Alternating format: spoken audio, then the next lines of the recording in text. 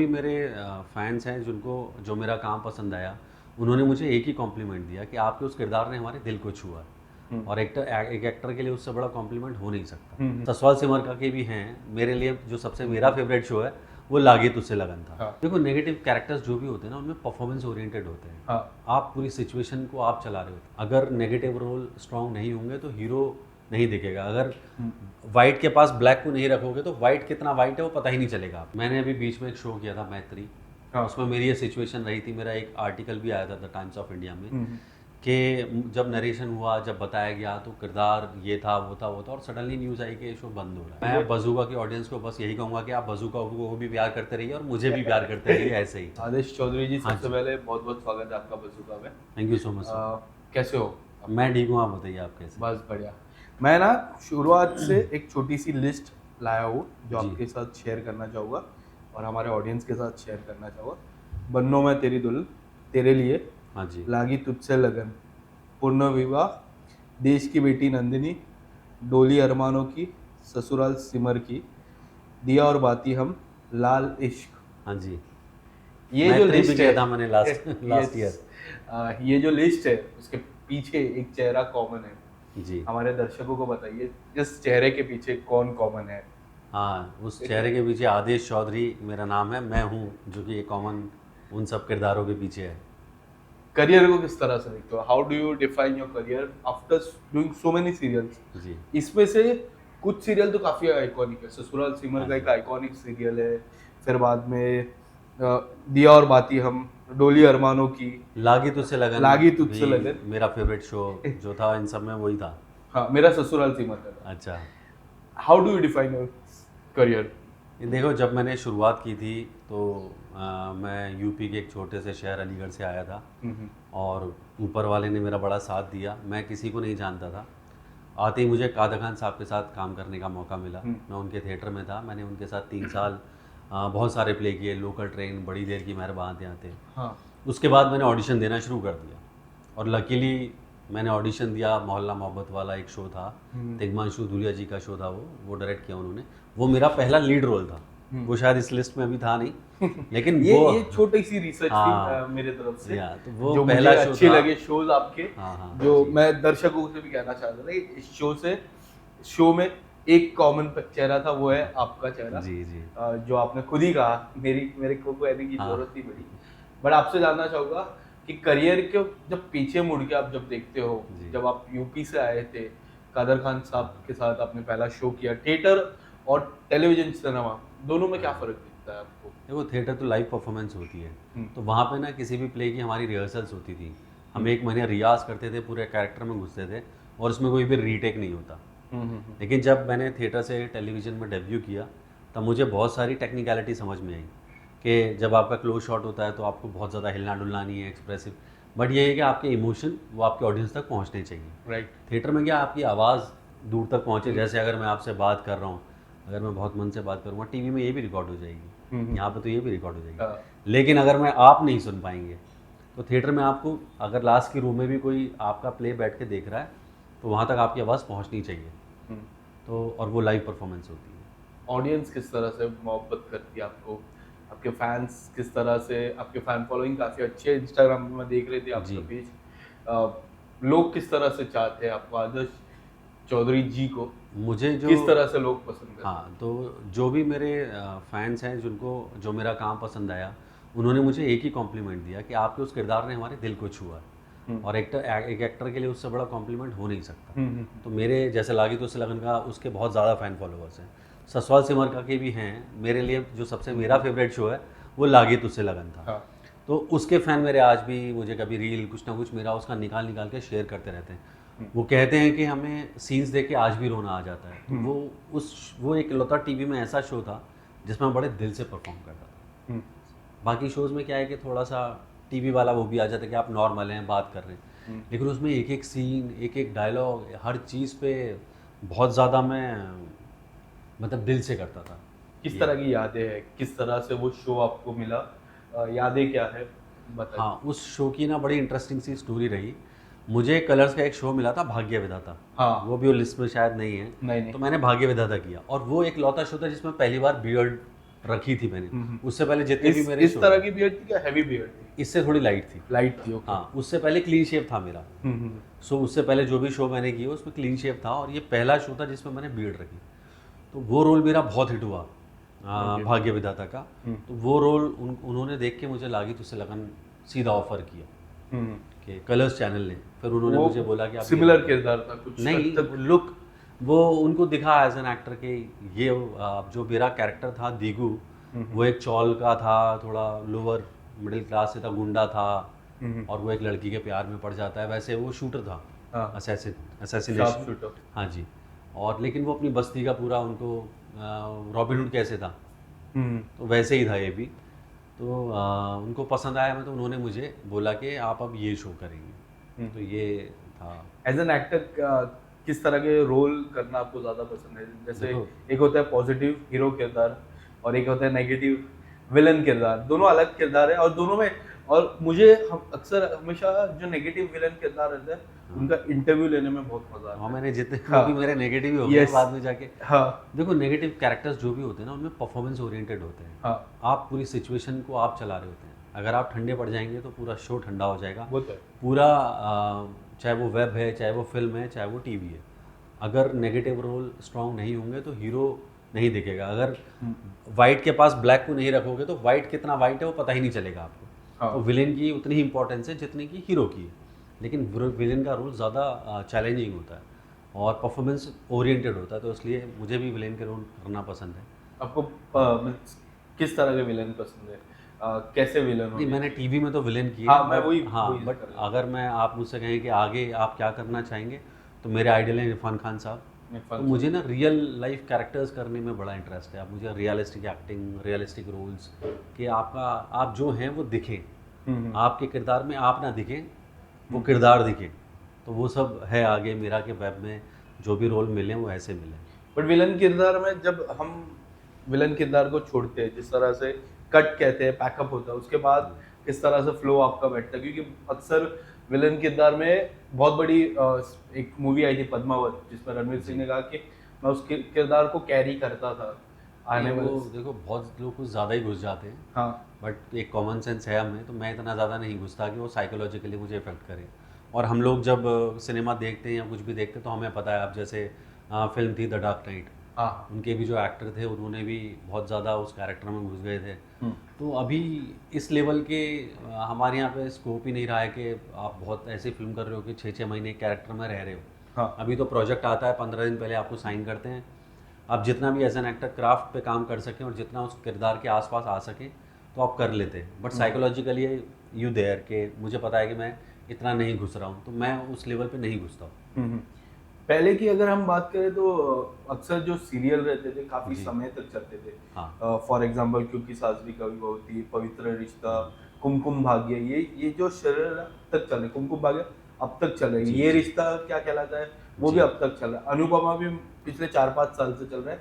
But ये जो कुमकुम भाग्य हो गया या फिर ये रिश्ता, बट आजकल जो सीरियल कम समय पे चलता है, जब आप लोग को पता है कि हमें इतने बेस का कॉन्ट्रैक्ट है एज एन एक्टर, तकलीफ होती है कि यार इस किरदार से हम जुड़ जाते हैं या फिर इस परिवार से जुड़ जाते हैं, और वो तकलीफ से किस तरह से आप आते हो?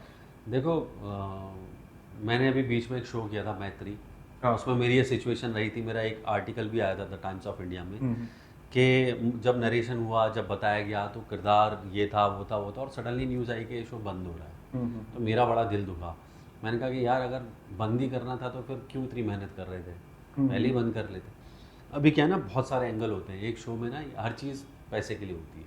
अब जो चैनल है अगर उसका शो नहीं चल रहा तो उनको भी नुकसान हो रहा है, तो बहुत से नुकसान प्रोड्यूसर्स को भी हो रहे होते हैं। तो एक वैसी कॉल होती है डिसाइडेड कि अब ये नहीं वो दे पा रहा और नहीं वो ऑडियंस मिल रही कि जो कुछ कमा भी सके, तो कमर्शियल एंगल की वजह से शोज़ बंद होते हैं। क्रिएटिवली अगर कोई शो आपके दिल को छूता है, अगर वो ऑडियंस को छू लेता है, तो वो उसके बंद होने के चांस कम ही होते हैं एज इट इज़, क्योंकि ऑडियंस मिल गई। राइट। लेकिन कोई शो जो आ रहे हैं वो बंद हो रहे हैं, और लेकिन आप 4 महीने 6 महीने एक रोल को करते हैं, तब जाके कहीं आप इतने ज़्यादा इन्वॉल्व होते हैं कि आपके दिल के करीब आ जाए किरदार। आपको 1-2 महीने में ही बंद हो जाए तो फिर तो क्या ही फ़र्क पड़ेगा। लेकिन जब मेरा लागी तुझसे लगन बंद हुआ था तब बड़ा दिल दुखा था। दिल पे तो कोई भी शो था जब बंद होता था ना, तो 1-1.5 महीने ना साइकोलॉजिकली बड़ा अजीब सा एक खालीपन महसूस होता है, क्योंकि आप सेट पे ना फैमिली सी बन जाती है। हाँ आप जैसे रोज़ कर रहे हो, 2 दिन घर पे रुको, आप एक दिन तो एंजॉय करोगे, दूसरे दिन यार मज़ा नहीं आ रहा यार, अंदर से यार कुछ अकेलापन हाँ, रहता है। तो वो है, हम इंसान हैं और महसूस करना हमारा वो है, तो वो होगा ही। तो वो भी एक दौर है, एक तरीका है, और धीरे धीरे फिर आगे बढ़ जाते हैं। सो वी मूव ऑन, फिर नया शो, फिर नया किरदार, ये है। लेकिन मुश्किल तो होता है, लेकिन और अब पुराने संभाल समय में जिस तरह से ओटीटी में अब कैसा होता है कि जल्दी आ जाते हैं हाँ सीरियल्स, जी। लोग बाद में भी देख सकते हैं, इसके वजह से टीआरपी में हाँ, काफी फर्क आया है। वही। और मैंने बहुत सारे प्रोड्यूसर से बात की, उन्होंने यही कहा है कि अगर शो पहले ऑनलाइन आ जाता है या जी। फिर शो को या तो किसी मीडिया प्लेटफॉर्म पे आ जाता है, उस वजह से जो टेलीविजन रेटिंग पॉइंट्स होते हैं, जो टीआरपी व्यूअरशिप वो होती है, कम हो काफी कम होती है, और इस पे डायरेक्ट असर पड़ता है प्रोड्यूसर के जेब यस, खर्चे यस, पे। यस, बिल्कुल तो बिल्कुल। ये कितना फर्क, क्योंकि पहले के जमाने में उतने स्मार्टफोन्स नहीं होते राइट थे राइट राइट। या फिर ओटीटी एप्स नहीं थे जिसमें शुरुआती पल में आ जाता था Yes. और झलक से पता चल जाता था। देखो, अभी पहले ना एक्सक्लूसिविटी होती थी, अभी हम्म। एक ही चैनल पे ही एक आपका शो आएगा, आप और कहीं देख ही नहीं सकते। हम्म। अभी क्या है, वो बहुत ज़्यादा डिवाइड हो गई है। हम्म। अभी उनके ओटीटी भी हैं, यूट्यूब भी है, बहुत सारी जगह पे रिलीज़ हो जाते हैं, उससे क्या होता है, ऑडियंस बढ़ जाती है। बढ़ जाती है। अब ऑडियंस को क्या हो गई, सहूलियत हो गई। पहले क्या था कि 7:30 बजे आएगा जी, 7:30 बजे बैठ रहे हैं, जैसे हम थे, हाँ। हम रामायण महाभारत देखते थे, तो सब हमारा 15 मिनट पहले से पूरा हो जाता है, भाई हो गया गाना हो गया, रामायण आएगी, बैठेंगे घर में, सब मोहल्ले वाले आ गए, ये आ गए, हम सब बैठ के देख रहे हैं। तो अभी यही हो गया है कि मोबाइल आ गए हैं, सोशल मीडिया आ गया है, और आजकल ओटीटी बहुत आ गए हैं, तो वो ऑडियंस बढ़ जाती है। मीडिया चैनल्स भी आ हाँ, जाती है हाँ, ऑन तो वो लोकेशन के लिए। फिर इसलिए वो थोड़ा नुकसान हो रहा है। नहीं तो पहले खाली टीवी होते थे, तो लोग फर्क स्पेशली पड़ा बैठ है। के देखते थे। अभी क्या है ना, 4 लोग एक साथ बैठ के बहुत कम देखते हैं। ये एक चीज़ आज की डेट में मिसिंग है। पहले फैमिली बैठ के देखती थी। कभी कभी तो ऐसा होता था कि बच्चा कहता था मैं ये देखूंगा, मम्मी कहती नहीं मेरा यही सीरियल चलेगा, जैसे सास भी कभी बहू थी। हाँ, तो वो एक अलग वो सब मिसिंग है। अब आजकल अगर आप कहें तो मम्मी अपना मोबाइल में अलग वीडियो देख लेती हैं, बच्चा अपना कार्टून अलग देख लेता है। तो अब ये है कि चॉइसेस बढ़ गई, ऑडियंस बढ़ इसलिए हाँ चुकी है। ये आपके परिवार वाले जब आपके कोई भी जी। प्रोजेक्ट्स देखते हैं, परिवार से क्या रिस्पॉन्स आता है? नहीं, ये वो तो उनका हाँ। रिस्पॉन्स काफी इंपॉर्टेंट हो जाता है, आप अच्छा करो नहीं यस अच्छा यस, करो। अगर आप जी, सबसे ज़्यादा ऑनेस्ट आपकी फैमिली आपको बता सकती है कि Family। आप कहाँ गलत हैं और कहाँ सही है। तो मेरी कोई भी शो साइन करने से पहले मैं मेरे डैड से बात करता हूँ, मेरे किरदार में क्या चीज़ उनको कनेक्ट कर रही है, क्या चीज़ नहीं कर रही है, ये मैं अपने घर में बात करता हूँ। अगर मैंने अपने घर वालों को कन्विंस कर लिया तो मतलब मैंने अपनी ऑडियंस को कन्विंस कर लिया। अगर मैं उनको ही नहीं छू पा रहा एज एन एक्टर, तो फिर मैं ऑडियंस को क्या ही छूँगा। तो वहाँ से मैं फीडबैक इनपुट लेता रहता हूँ, और जो भी चेंजेस हैं थोड़े बहुत अपने कैरेक्टर में कि यहाँ क्या कमी हो रही है या क्या है जो मैं और इनपुट अच्छे डाल सकता हूँ, तो मैं वो कोशिश करता ही हूँ। काफी डायरेक्टर्स के साथ आपने काम किया, जी। सबसे बतौर प्रोफेशनली और डाउन टू अर्थ कौन सा ऐसा डायरेक्टर है जो आपको लगे हो हाँ यार ये काफी प्रोफेशनल है? देखो सर, सबसे ज़्यादा देखो आपका ना पहला शो था मेरा मोहल्ला मोहब्बत वाला, उसमें हाँ। तिग्मांशु दुजई डायरेक्टर थे। अच्छा, उनकी शूटिंग सीरियल जैसी नहीं होती थी, उनकी शूटिंग फिल्म की तरह होती थी। ओके। वो हमें एक ही चीज़ कहते हैं, देखो बेटा सीन याद है ना, पढ़ लिया, इम्प्रोवाइज भी करना है, इससे बाहर मत जाना, मुद्दा नहीं भटकना चाहिए, कैमरा कहाँ है तुम्हें नहीं देखना, तुम अपना करो, कैमरा अपने आप तुम्हें कैप्चर कर लेगा। ओके। ये हमें सिखाया गया था। तो हम 4 लौंडे हैं, मंदिर पर बैठा दिया और सीन है और चल रहे हैं मुँह में, हमें कोई भी रेस्ट्रिक्शन नहीं होती थी। तो वो वहाँ से जो मेरी लर्निंग हुई है, वो जो मेरा जो भी मेरे दिन थे जब मैंने वो किया, वो सबसे ज़्यादा मेमोरेबल है, और वो सबसे अच्छे डायरेक्टर हैं जिनके साथ मैंने काम किया है। कौन से ऐसे डायरेक्टर के साथ आप काम करना चाहोगे पसंदीदा मैं ई निवास सर के साथ काम करना चाहूँगा। फिल्मों में? हाँ जी, हाँ जी। कभी चाहे वेब में मिले या फिल्म मिले, अनुराग कश्यप जी के साथ काम हाँ। करना चाहूँगा, बिकॉज मुझे वही जॉनर में जाना है। करण जौहर सर के साथ नहीं? देखो मुझसे मैं रोमांटिक हीरो तो बन नहीं सकता, हाँ। So practicality I know my reality. मेरा जो अगर वो वैसी फिल्म बनाएंगे तो मैं बिल्कुल करना चाहूँगा, लेकिन जब आप अपने आप को इमेजिन जो रोल आप परस्यू करना चाहते हैं, जैसे किरदार आप करना चाहते हैं, तो ये लोग वो फिल्में बनाते हैं, तो मैं इसलिए चाहूँगा कि मुझे इनके साथ मौका मिले। कभी बिग बॉस से कॉल आया आपको? हाँ जी, कई बार आया। तो आपने हमेशा मैं रिजेक्ट करने का रिजेक्ट हाँ। या फिर कुछ काम क्या हाँ, रहता है मतलब आपका? देखो, मुख्य कारण क्या रहता है? मैं बड़ा साफ दिल का आदमी हूँ, और दूसरा ना मैं बहुत ट्रांसपेरेंट हूँ। अगर मुझे अभी गुस्सा आ जाए तो मेरे चेहरे पर दिख जाएगा। ओके। और मेरे लिए ना ऐसे करके कोई बात करे ना, मतलब बर्दाश्त नहीं। तो समहाउ मुझे लगता है मुझे मेरे पे खुद पे कंट्रोल नहीं है, तो I don't want to misbehave और कुछ भी ऐसा करना, उस सिचुएशन में खुद को डालना कि जो मेरे लिए बड़ी अनकंफर्टेबल हो जाए। जब मैं चीज़ें देखता हूँ वहाँ, जब मैं देखता हूँ कि किस तरीके से प्रोवोकेशन होती है, तो मैं वो हैंडल नहीं कर सकता। डिसरिस्पेक्ट। हाँ जी, तो मैं हैंडल नहीं कर सकता। अब उसमें रिस्ट्रिक्शन है, आप हाथ नहीं उठाओगे, आप ये नहीं करो, मुझे नहीं पता मैं कैसे रिएक्ट करूँगा। कल को आप मुझसे लड़ोगे या कुछ भी है, मुझे नहीं पता मैं कैसे रिएक्ट करूँगा। जिस सिचुएशन में मुझे यही नहीं पता कि मैं कैसे रिएक्ट करूँगा, तो मैं उस सिचुएशन में जाना ही नहीं चाहता। सिंपल सा एक रीज़न है, और कोई रीज़न नहीं है। बाकी मैं मेरा स्वभाव थोड़ा मतलब मैं थोड़ा साइलेंट आदमी हूँ, तो मैं बहुत ज़्यादा कंटेंट देने वाला आदमी नहीं हूँ। मैं लिमिटेड कट टू कट बात करता हूँ। वहाँ पे चाहिए कि मुद्दे चाहिए, ये चाहिए, पॉलिटिक्स चाहिए। हमसे तो कोई प्यार से हंस के मुस्कुरा के बात कर रहे थे, हम तो उस पर भरोसा कर लेते, तो हम इतना मैकेनिकली और टेक्निकली सोचते ही नहीं है कि अच्छा ये इसने ऐसे सोचा होगा, ऐसे होगा। तो वो कैरेक्टर नहीं है अपना, इसलिए मैंने कभी हाँ नहीं बोला। मुझे पहले भी लास्ट ईयर भी बात हुई थी। लास्ट ईयर भी बात हुई हाँ थी, ये साल भी बात हुई है। हाँ, मतलब वो यही साल बात। ये साल 2025 की। हाँ जी, हाँ जी। जो बिग बॉस गया, पिछला गया, OTT, जो पिछला गया है। पिछला OTT या फिर नहीं, टीवी वाला। टीवी वाला। हाँ जी। मेरी जो हैं काम हैंडल करती है, उनका फ़ोन आया था, उनसे डिस्कशन थोड़े से हुए थे, क्योंकि कलर्स के फेसेस भी लेते, मैं भी कलर्स का फेस हाँ, कलर्स फेसेस। तो ये था बस। मुझे यही है कि मेरे लिए बड़ा, आपने BCL देखा है कभी मेरा? क्रिकेट वाला। अगर आपने देखा हो तो मैं उसमें 2 बार मैन ऑफ द सीरीज हूँ। पहला सीजन मेरी वजह से टीम जीती थी, और मैं आपकी उसमें बैटिंग देखी है? हाँ, देखिए ना, एकदम लेफ्ट। आपने मुझे बोलते देखा उसमें? नहीं ना, सिर्फ मेरा बल्ला बोलता बल्ला बोलता है। और मेरा दोस्त था उसमें, करण मेहरा, हाँ, वो बकर बकर बकर बकर चालू रहता था। उससे जीता भी OTT में है।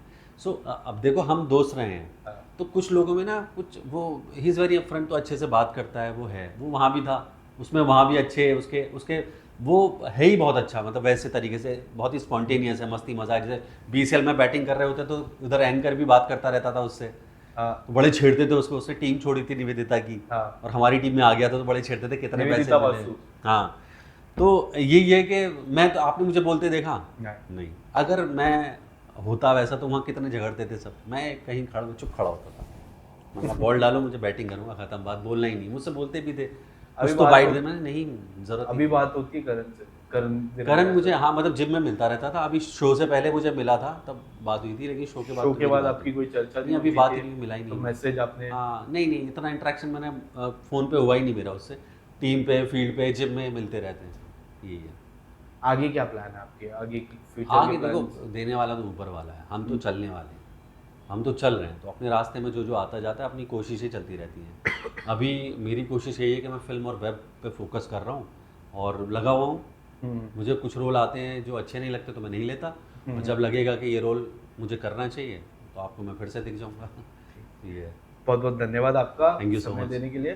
Thank you so much. Bazooka की ऑडियंस को जाते जाते कुछ बता दीजिए। मैं बज़ुका की ऑडियंस को बस यही कहूँगा कि आप बज़ुका को भी प्यार करते रहिए और मुझे भी प्यार करते रहिए ऐसे ही। Thank you so much. Thank you.